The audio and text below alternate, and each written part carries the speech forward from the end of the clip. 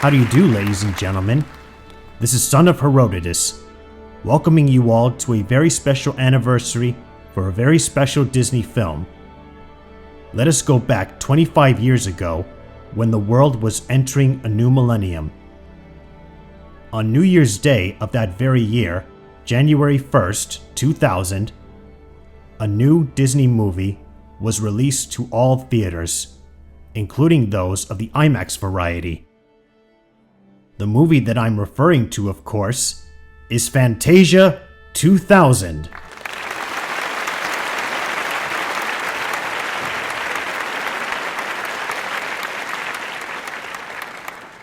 Much like what I did with the original Fantasia, we're going to celebrate the 25th anniversary of this movie by reading Fantasia 2000, Visions of Hope, by John Culhane. Before we get started with the film, however, let us go over some special material, including a foreword and commentary written by very special people whom without this film would have not been possible, a brief introduction, and a look into the host sequences between each segment. Are you ready? Let's begin now. The idea of Fantasia as a living entity, as a continuing work in progress, and an example of creative perpetual motion was, of course, Walt Disney's idea, and so has been with us from the beginning. Yet it was always one of those impossible dreams, a great idea that could never happen. Suddenly, though, one day in 1991, it did. And for me and many others, as the production crew came into being and began inexorably to grow, a whole series of realities began to set in. I had certainly had my share of idle daydreams through the years, for various pieces of music that I saw as possibilities for Fantasia. So had many others. And now we were all confronted with putting our artistic energies where our mouths had been for many years. Many challenges were ahead, and many choices needed to be made. What to keep from the original Fantasia, what new pieces to work on, which of our animation directors to assign to them, who would conduct what orchestra, how to fit a production schedule into an already hyperactive animation department, how to best introduce the material on screen. And that was just what went through my mind in the first 5 minutes. No way. There's no need to write about the answers to all of those questions here. You'll read them in the pages that follow. But I would like to take a moment to give my own very personal answer to the question of prime importance. Why?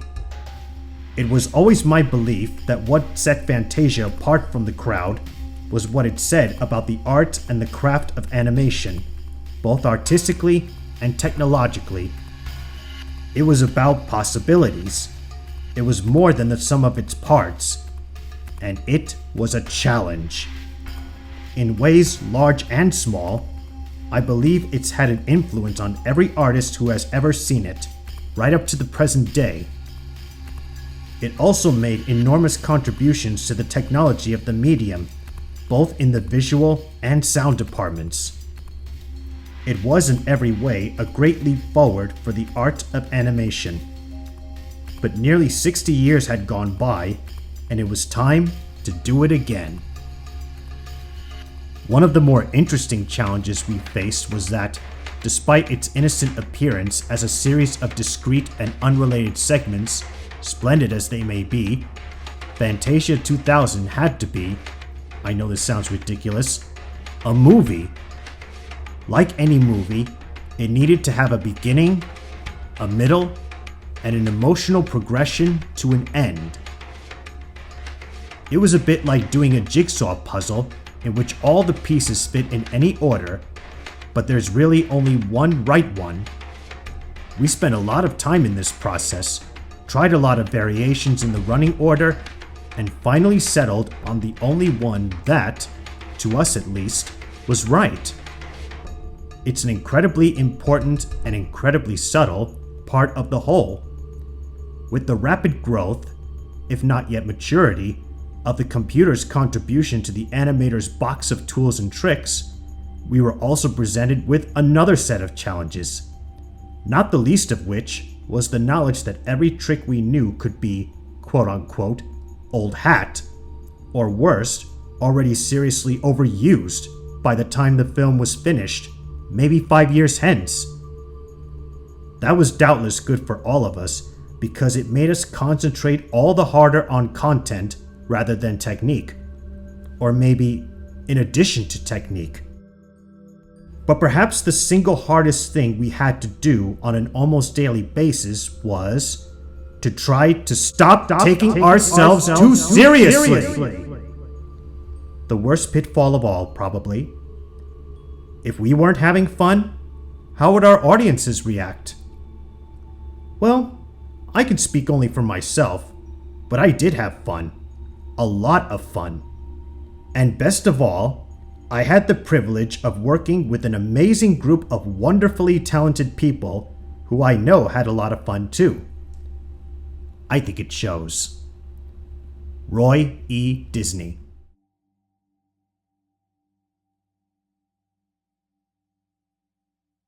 I remember very clearly when it all began, September 15th, 1991. I was asked to attend a meeting with Roy Disney, Thomas Schumacher, and Peter Gelb to discuss one of Walt Disney's unfulfilled dreams, a continuation of his unique 1940 masterpiece, Fantasia. That film united the greatest imaginative animation fantasy with some of the greatest masterpieces of classical music in brilliant performances by the Philadelphia Orchestra under Leopold Stokowski. What the gentleman wanted was to invite me to conduct several additional pieces to be animated for what they were then calling Fantasia Continued. Of course I'd love to do it, I said immediately as I felt the rush, the thrill, triggered by my memories of Fantasia, and the anticipation of the joy it would be to make some new recordings for the incredible Disney artist to animate, thereby fulfilling Walt Disney's wish that Fantasia be periodically renewed. I cannot overstate my delight at the chance for a new generation to discover the Fantasia concept, just as I did when I was a boy and my parents took me to see the original film for the first time. I remember so much from that night, especially that wonderful moment when Mickey Mouse shook Maestro Stokowski's hand.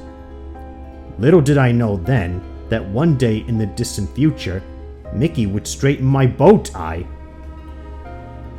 We have all taken a remarkable journey since that first meeting 8 years ago. It has been an exhilarating experience for me to conduct the Great Chicago Symphony Orchestra in 6 of the new segments for what is now called Fantasia 2000. Standing on the legendary Fantasia podium, I couldn't help but think of Stokowski, who, along with Arturo Toscanini, had such a powerful influence on the modern history of the American Symphony Orchestra, and, not incidentally, on my own artistic development as well. I had an indescribable feeling of being somehow joined with Stokowski and the Disney team of 60 years past as they broke new ground, perhaps never imagining just what a classic Fantasia would become.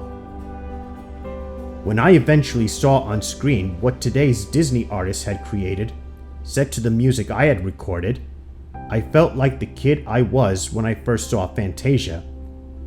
Having completed the recordings many months earlier, I knew that the new musical selections worked beautifully together. But only after seeing the visuals was I truly able to see each segment as a part of a cohesive whole, a virtual treasure chest, a kaleidoscope of musical and animation styles sure to delight the child in all of us. Especially thrilling for me was that our music had inspired the Disney artists, the most brilliant on earth, to new heights of creativity and imagination. The pieces are unique, memorable, overwhelming experiences, and I am proud and honored to have been a part of this endeavor. James Levine.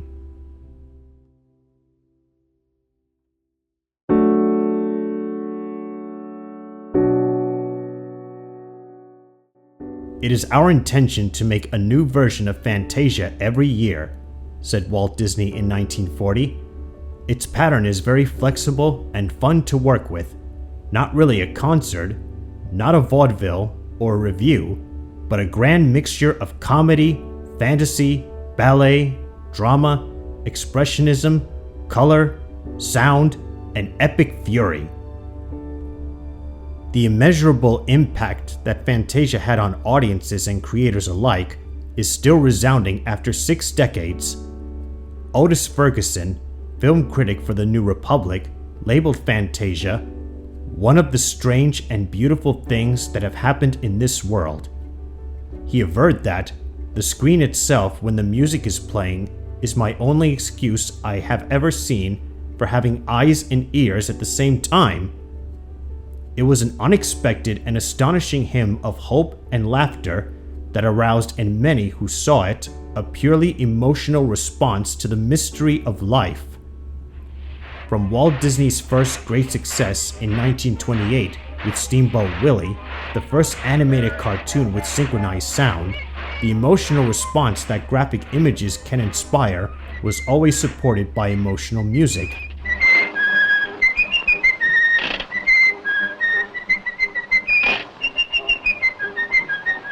There was Mickey, joyously beating out turkey in the straw on pots and pans in the galley of a chuffing paddle wheel steamboat.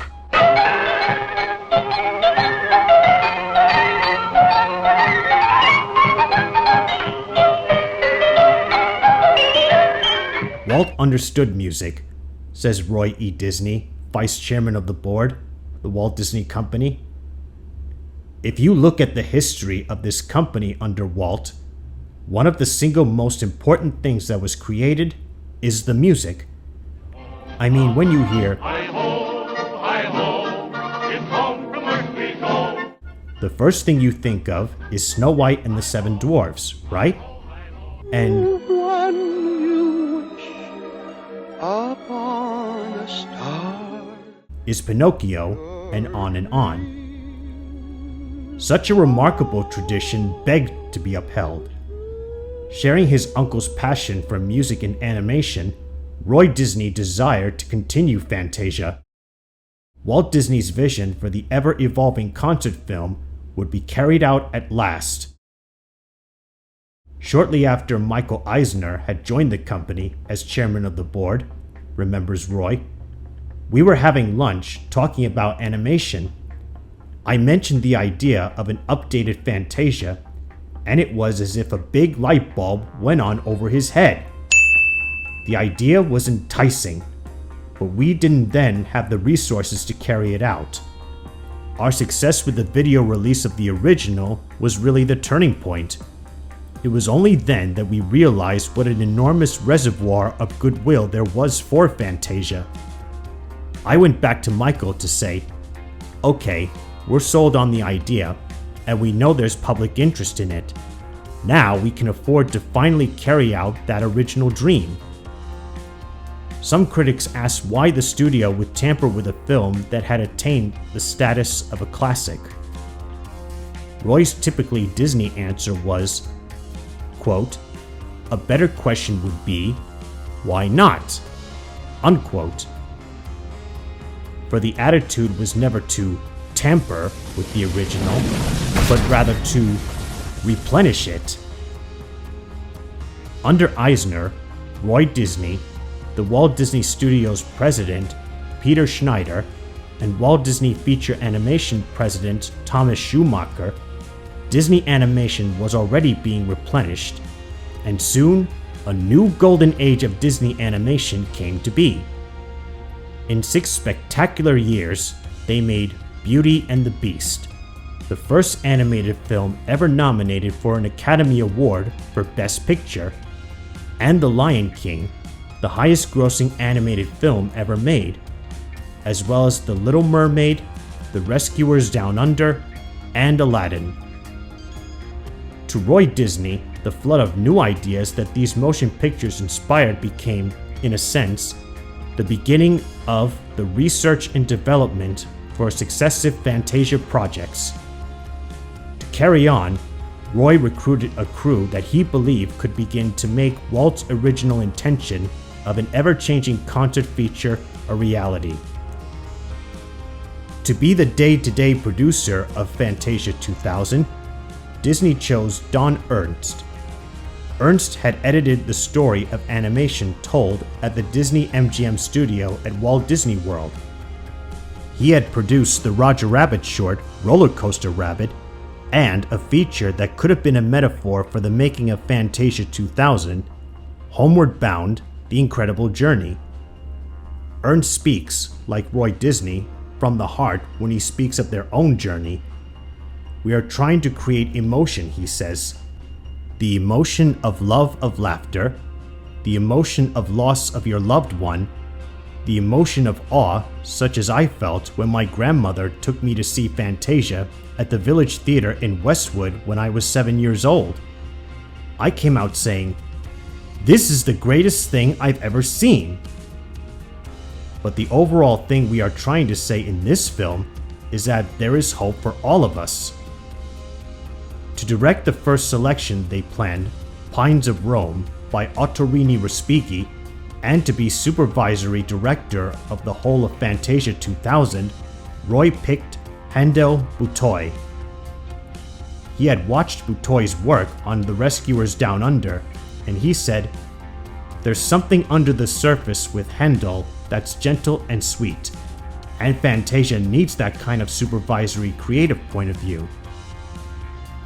And as Disney animation is a collaborative art, built on the conference method, Roy gradually invited the entire feature animation division to suggest classical selections to animate in a series of quote-unquote gong shows, designed to let artists' imaginations roam free, good ideas being kicked around until they suggest, hopefully, better ideas.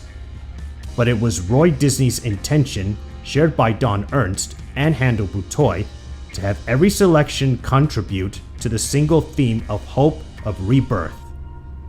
Legendary Disney storyman Joe Grant would also be on hand for Roy Disney's film, as he had been for Walt so many years before.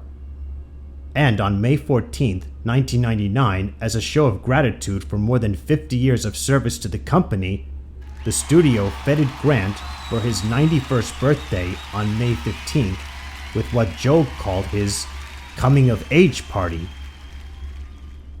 For Fantasia 2000, Roy Disney engaged James Levine, musical director of New York's Metropolitan Opera for more than 25 years, a musician famous for his interpretations of the most emotional moments of grand opera.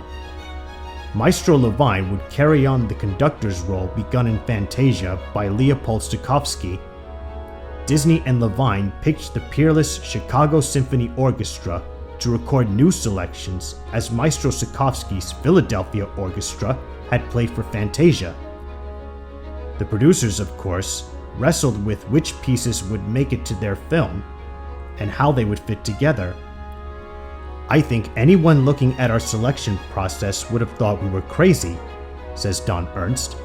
"But looking back, our process seemed to have a certain logic. We hoped to begin and end Fantasia 2000 with the beginning and the ending of orchestral compositions that seemed to get the greatest emotional response from audiences over the years. So throughout the period of production, we would put the names of the selections on cards on a bulletin board. We moved them around until we, myself, Roy, and the directors, reached a consensus. Then we would run it. We must have gone through this process, regarding the order and making substitutions, 6 or so times. Finally, it worked. We hit it. It was the feeling that worked, the emotional projection." So for Fantasia 2000, Beethoven's Symphony No. 5 would replace No. 6, and Stravinsky's 1919 version of Firebird Suite would replace his Rite of Spring. The Bach Mussorgsky, Ponchielli, and Schubert segments in the original Fantasia would be replaced by traditional hand-drawn animation to the finale of Saint-Saëns' Carnival of the Animals and to Gershwin's Rhapsody in Blue. Computer-generated animation to Respighi's Pines of Rome, and a computer-generated retelling of Hans Christian Andersen's fairy tale, The Steadfast Tin Soldier, set to Shostakovich's Piano Concerto No. 2. Roy would retain Dukas the Sorcerer's Apprentice, which gave Mickey Mouse his greatest role, and would add Sir Edward Elgar's Pomp and Circumstance to give Donald Duck his greatest role. On October 22, 1993, the day the first animated scenes from Pines of Rome, ordered up by Roy Disney, appeared in dailies, which are the studio's daily screenings of film from its various projects processed the day before, the idea became action again. This is clearly an event, says Schumacher. The undertaking has been nothing short of Herculean, and the passion doled out in bursts and doses was overwhelming. Roy's tenacity was the centerpiece. There were those who were afraid to make this film, but his faith in the idea was the glue that held the project together. Schneider agrees.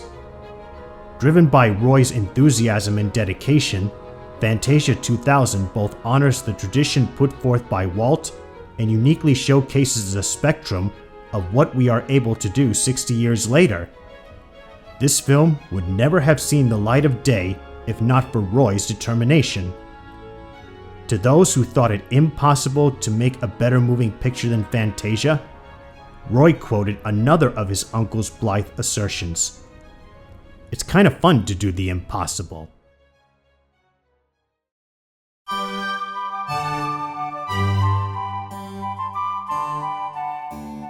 I wanted to show images on shapes like big sails of a clipper ship. They fly in on the wind and form a sort of Stonehenge concert hall in the middle of a vast, empty, imaginary plain. Host Sequence's director Don Hahn says of the connective tissue between all 8 segments of Musical Hope in Fantasia 2000. The individual sails are a shorthand graphic way of representing all of the thousands of drawings and pieces of art that go into an animated film, says Hahn. I wanted to get the feeling of standing those drawings up on end and wrapping them around the orchestra. Don Ernst, producer of Fantasia 2000, worked with Hahn to assemble the artists and technicians who would translate the concept into the physical sets and computer-generated images that could form the final shots that the audience would see as the introductions to the 7 new pieces and the one from the Fantasia in its original form.